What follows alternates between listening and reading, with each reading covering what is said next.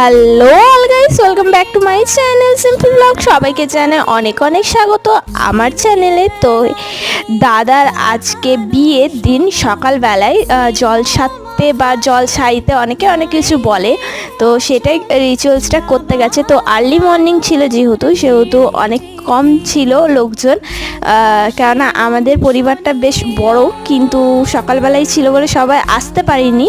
যারা ওইখানে উপস্থিত ছিল তারাই সবাই মিলে গেছিলো। তো দুই দিদি মিলে এই রিচুয়ালসটা করছে। কাদের কাদের এই ধরনের রিচুয়ালস আছে অবশ্যই কমেন্টে জানিও। অনেকের থাকে, অনেকের বাঙালিদের মধ্যে অনেকের আবার থাকে না, বেশিরভাগ মানুষেরই থাকে।